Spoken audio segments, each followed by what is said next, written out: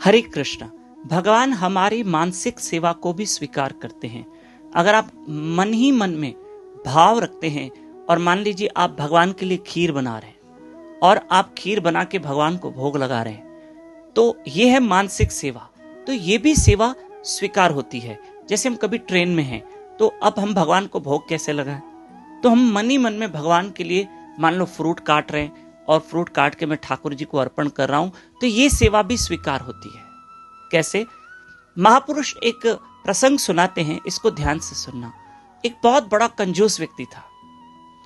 एक दिन वो एक महात्मा से मिला, कहा महाराज मैं भी ईश्वर को पाना चाहता हूं, पर आप ऐसा उपाय बताइए कि जिसमें कोई खर्चा ना हो, कोई खर्चा ना हो, क्योंकि वो व्यक्ति बड़ा कंजूस था। उसने कहा महाराज जी आप कहोगे शास्त्र पढ़ो, ग्रंथ पढ़ो तो उस पर भी पैसे लगेंगे। आप कहोगे माला जपो तो मुझे माला खरीद के जपनी पड़ेगी तो उसमें पैसे लगेंगे। आप ऐसा उपाय बताओ जिसमें 1 रुपया खर्चा ना हो। तो महात्मा ने कहा एक काम करो भाई, अगर ऐसा ही है कि तुम 1 रुपया खर्चा नहीं करना चाहते हो तो तुम मानसिक सेवा करो। तुम भगवान को मानसिक सेवा में भोग लगाओ। जैसे कभी आप एक खीर का भोग लगाइए, मानसिक रूप से खीर की सेवा कीजिए। और महात्मा ने कहा कि आप मानसिक सेवा कीजिए। जैसे आप खीर का भोग लगा रहे हैं, आप ध्यान कर रहे हैं और मानसिक सेवा में आप मानसिक चिंतन कर रहे हैं कि आप खीर बना रहे हैं और खीर भगवान को भोग लगा रहे हैं। कभी आप भोजन बना रहे हैं भाव भाव में, तो आप भगवान को भोग लगा रहे हैं। कभी आप पुष्पों की माला बना रहे हैं, वो भगवान को धारण करा रहे हैं। तो ये मानसिक सेवा कीजिए, इसमें कोई खर्चा नहीं है।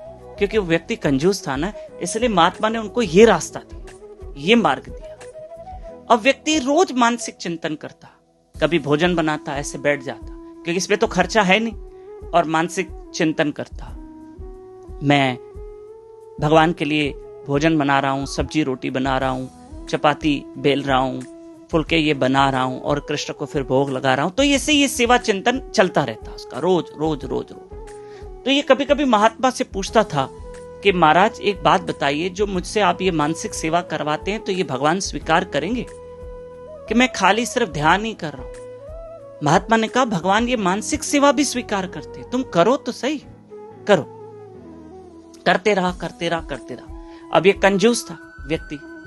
एक दिन इसने भाव भाव में चिंतन करते हुए खीर बनाई। मैं खीर बना रहा हूं, उसमें दूध डाला है, साबूदाने डाले हैं, जो भी डालते हैं खीर में। अब जैसे ही उन्होंने खीर चूल्हे पर रखी, भाव में खीर रखी, तो उन्होंने चीनी डाल दी। अब 1 चम्मच चीनी डालनी थी तो वहां 3 चम्मच डाल दी। अरे अरे अरे, अब मानसिक सेवा में सोच रहा, अरे मैंने तो 3 चम्मच चीनी डाल दी, अरे चीनी निकालो कल काम आएगी। अब वो मानसिक सेवा में भी कंजूस बना हुआ है, नहीं नहीं नहीं निकालो चीनी निकालो, और देखे तो मानसिक सेवा में ही खीर में से चीनी बाहर निकाल रहा है कि ये कल काम आएगी। उसके नेत्र तो बंद थे, सेवा चिंतन कर रहा था, और जैसे ही ऐसे बर्तन में से चीनी बाहर निकाले तो तुरंत एक सांवले रंग का हाथ आया और उसको पकड़ लिया। कहा भाई यहां तो कंजूसी छोड़ो, अगर तुमने 3 चम्मच शक्कर चीनी डाल भी दी तो मैं तो खा सकता हूं। वो ठाकुर जी का हाथ था, वो श्री कृष्ण का हाथ था।